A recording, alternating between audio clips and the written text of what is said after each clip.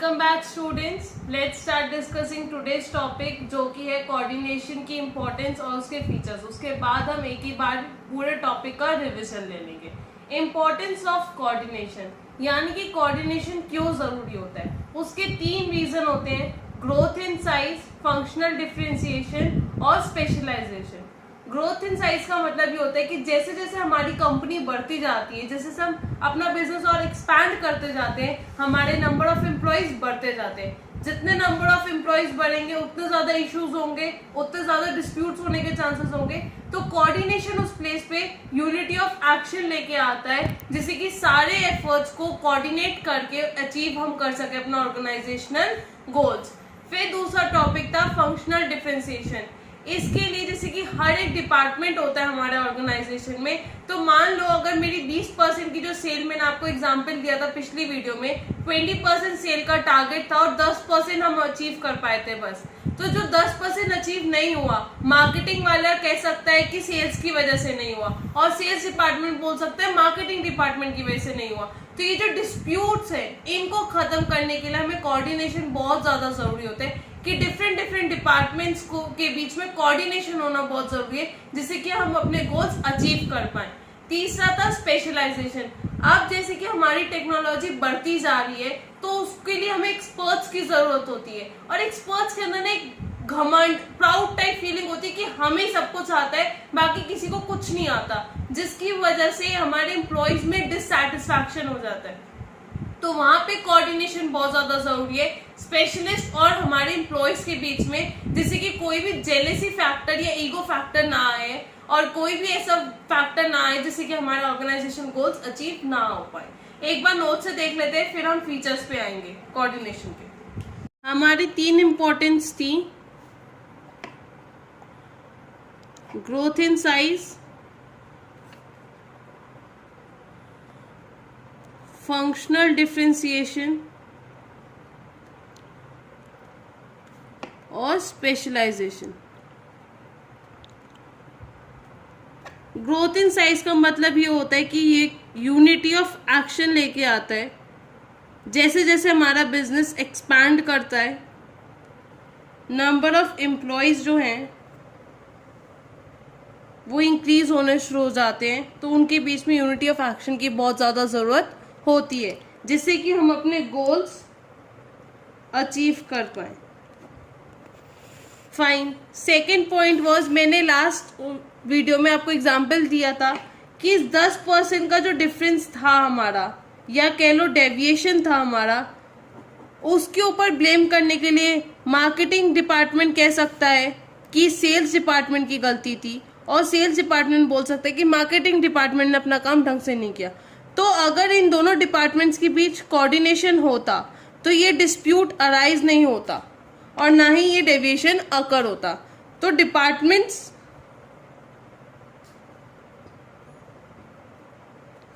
के conflicts, disputes खत्म करने के लिए और एक्टिविटीज को इंटीग्रेट करने के लिए कोऑर्डिनेशन की जरूरत बहुत ज़्यादा होती है। ऐसी स्पेशलाइजेशन में कि स्पेशलिस्ट और हमारे एम्प्लॉयज के बीच में कोऑर्डिनेशन होना बहुत ज़्यादा ज़रूरी है, जिससे कि डिससैटिस्फैक्शन फील ना हो। अब एक बार नोट्स देख लेते हैं।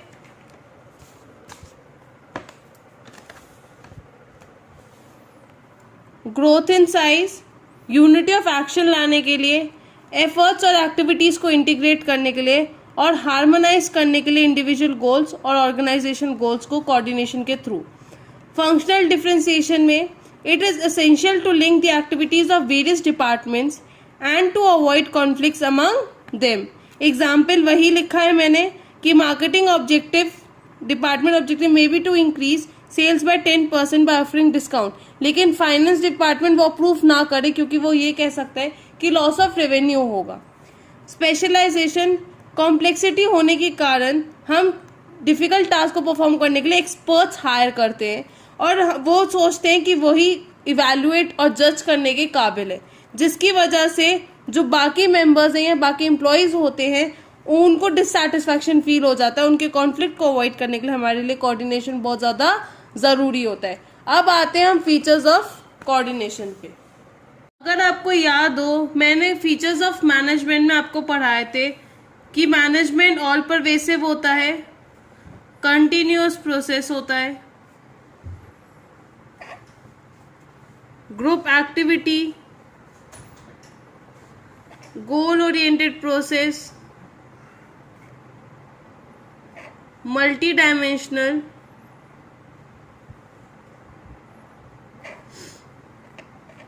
डायनामिक फंक्शन और इंटेंजिबल फोर्स। ये हमारे फीचर थे मैनेजमेंट के। यही दो फीचर्स हमारे कोऑर्डिनेशन में भी आते हैं, all pervasive, continuous process. Group activity को ये लोग लिखते हैं इंटीग्रेट्स ग्रुप एफर्ट्स,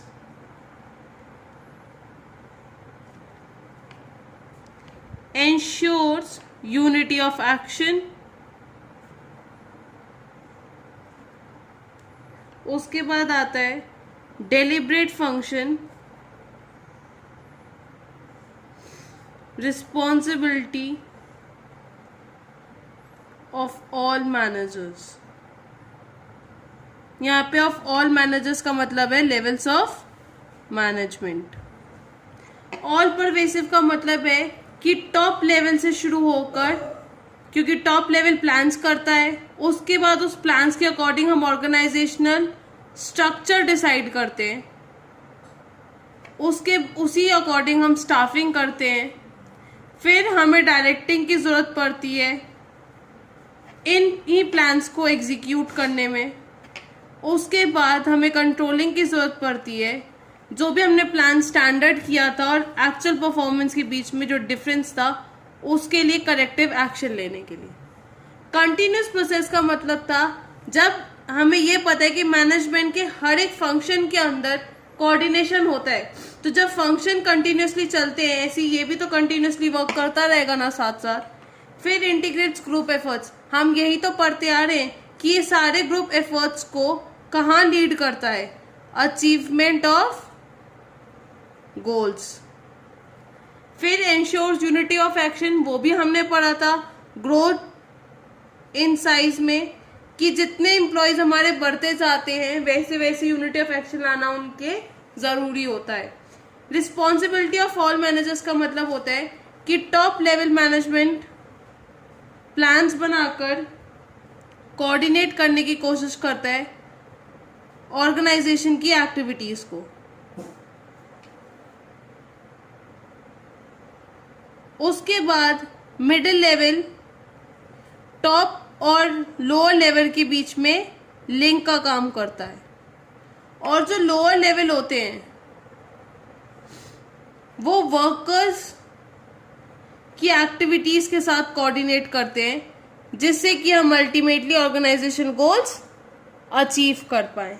फिर यहाँ पे एक वर्ड है डेलिब्रेट फंक्शन। अब वो क्या होता है ये देखते हैं। कोऑर्डिनेशन जो होता है वो एक कॉन्शियस और डेलिब्रेट फंक्शन होता है मैनेजमेंट का। डेलिब्रेट का यहाँ मतलब है कॉरपोरेशन से, कॉरपोरेशन का मतलब है वॉलेंट्री एफर्ट्स जो इंडिविजुअल्स करते हैं टू वर्क टुगेदर। अगर मान लो एक ही कंपनी में दो फ्रेंड्स काम कर रहे हैं एक साथ, तो वो वॉलेंट्री एक दूसरे की हेल्प करेंगे, चाहे वो अलग डिपार्टमेंट में हो या नहीं हो, तो वहां पे क्या लगता है कॉर्पोरेशन। कोऑर्डिनेशन और कॉर्पोरेशन बिल्कुल हेड और टेल की तरह है एक कॉइन के, यानी कि दोनों ही इंपॉर्टेंट होते हैं। Coordination minus corporation equals to dissatisfaction of employees. ऐसे ही हम कॉपरेशन में से कोऑर्डिनेशन माइनस कर दें इक्वल्स टू वेस्टेज या एफर्ट या फिर रिसोर्सेस, तो हमारे लिए दोनों ही जरूरी है, कोऑर्डिनेशन भी और कॉपरेशन भी। अगर कोऑर्डिनेशन बिना कॉपरेशन के करेंगे तो एम्प्लॉयज के बीच में डिससैटिस्फैक्शन रहेगा, और कॉपरेशन के बिना कोऑर्डिनेशन करेंगे तो रिसोर्सेज हमारे वेस्ट होंगे। अब एक बार नोट से देख लेते हैं। फीचर्स ऑफ कोऑर्डिनेशन, पहला था coordination integrates group efforts. It integrates group efforts by unifying diverse interests, thereby giving them a common focus to ensure that the performance is according to the plans। यानी कि उनकी जितनी भी performance हो रही है ऑर्गेनाइजेशन में वो उनके मास्टर प्लान के अकॉर्डिंग करना। यूनिटी ऑफ एक्शन इंश्योर करना।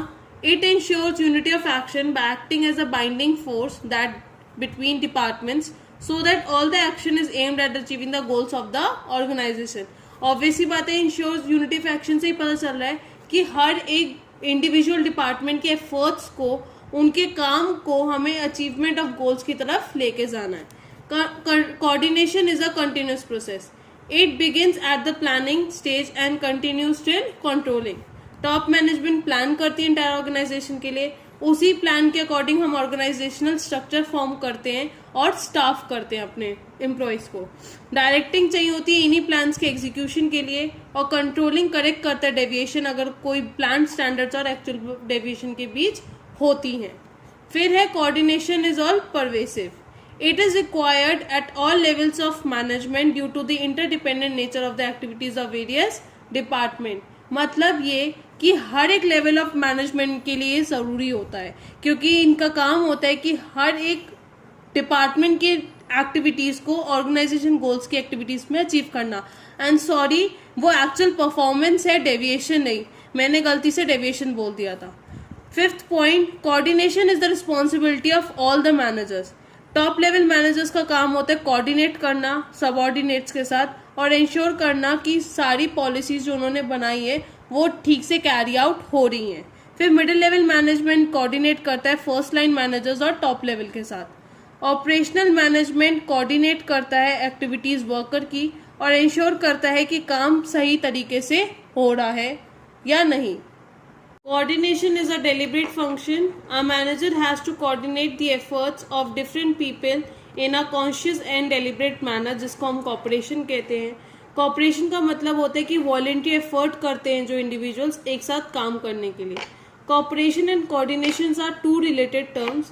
Cooperation in the absence of coordination may lead to wasted efforts, and coordination in the absence of cooperation may lead to dissatisfaction among employees. Last topic था हमारा difference between coordination and cooperation.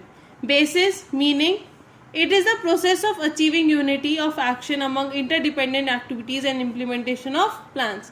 यानी कि हमें unity लानी होती है अलग अलग काम के लिए जिससे कि हम अचीव अपने गोल्स कर सकें। और कॉपरेशन का मतलब था वॉलंटरी एफर्ट्स इंडिविजुअल की जिससे कि वो एक साथ काम कर सके। दूसरा था नेचर। कॉपरेशन ऑटोमेटिकली नहीं आता, ये मैनेजर्स लेके आते हैं और ये एक वॉलंटरी एफर्ट होता है। वॉलंटरी का मतलब होता है कि खुद से आता है इंडिविजुअल्स के।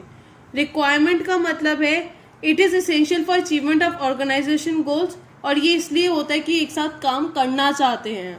स्कोप, ये वाइडर स्कोप होता है क्योंकि ये इंक्लूड करता है कॉपरेशन को, और कॉपरेशन नैरो स्कोप होता है क्योंकि इसका काम ही होता है कोऑर्डिनेशन को लेके आना। अब हमारा आज चैप्टर कंप्लीट हो जाता है पूरा, चैप्टर 1 मैनेजमेंट। अब अगली वीडियो में पूरे चैप्टर का मैं रिवीजन ले लूंगी और आपको क्वेश्चंस दूंगी करने के लिए जो हम नेक्स्ट वीडियो में उसको डिस्कस करेंगे। Thank you for watching. Do subscribe, like and share the video as much as you can. Thank you.